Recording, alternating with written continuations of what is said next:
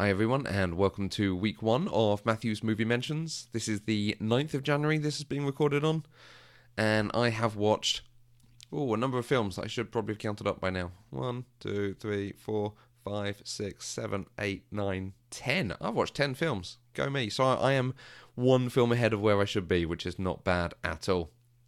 The first film I started off 2018 with was Cars 2. We had some friends staying with us for New Year's, and on New Year's Day, we had the TV on, we found Cars 2 was on, so we put it on. I was not a fan of this film when it came out. I love the first one. I think it's a wonderful film, but I think they missed the point in this by having significantly less racing, and when there was racing, they didn't focus on it. It was all the adventure spy stuff they focused on. I didn't think the jokes was solid or was interesting. It still doesn't hold up, and particularly having seen the sequel now, Cars 3, which does focus on racing and actually does what a good third in a trilogy should do, it's almost more disappointing. But it was very obvious this is a film made for children because little Samuel loved it, so I'm not the demographic and I can completely accept that. That evening, I then watched Kong Skull Island, which was new on Sky Cinema. A really enjoyable action romp. A little bit reminiscent of Deep Blue Sea in the way that it didn't take itself too seriously, but still did the action-adventure stuff quite well. They're very obviously setting up their own mega franchise universe of these monsters, and it was a little heavy-handed, which makes me wonder if the Godzilla film from a couple of years ago was included in this universe, and does it do any King Kong references? That might be worth looking at. I enjoyed this. It was good fun. It was a bit silly, but also, like I say, good action. So yeah, I quite enjoyed it.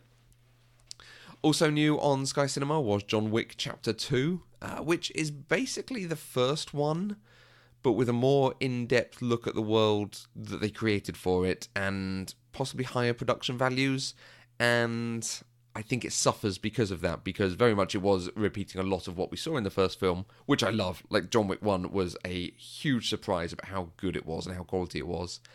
This one felt like it was doing a lot of the same work, a lot of the same set pieces, but with less of the style. There were some really interesting production choices in that first film, some of the way they dealt with the camera really up close in the action, but not in the way they do in the Bourne films, so it felt really unique. This actually felt less unique. There was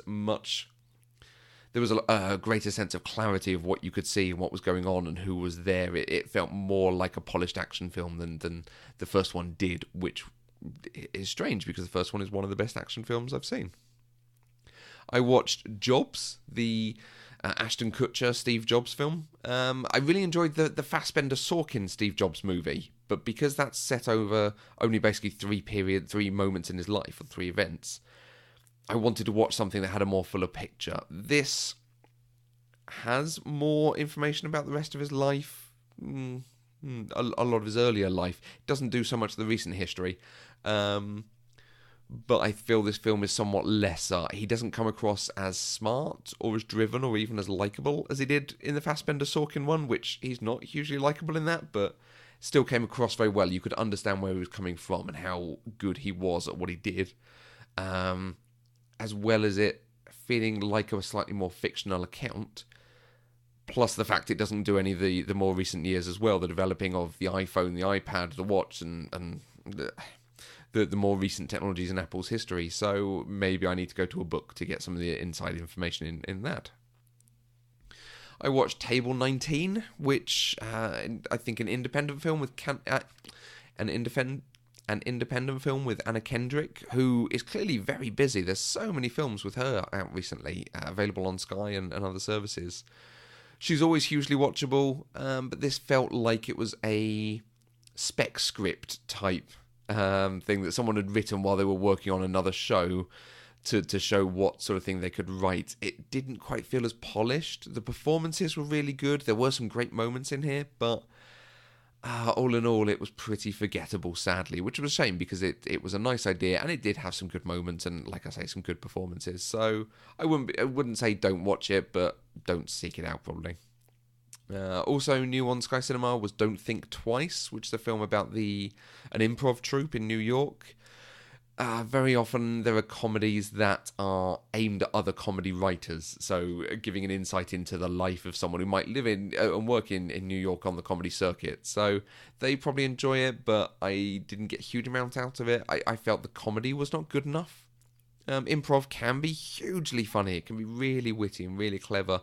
I didn't feel like that came across, which might be just the part that they wanted this to show that the improv troupe weren't so good, but slightly disappointing. But hey-ho. There was a new Netflix film called Mascots, which wasn't funny, was slightly sentimental, but was generally quite obvious, a bit poor, and I'm probably not going to remember it at all. And today I've watched Wet Hot American Summer, which I only know really because of its cult status and the cast, which is a supremely talented cast who have gone on to great things. I got real feelings of Monty Python from this. Slightly surreal elements, so weird takes on someone's personality or their situation, but also combined with an evolution of the humour that we've had in previous years in things like Animal House or some of the other National Lampoon films.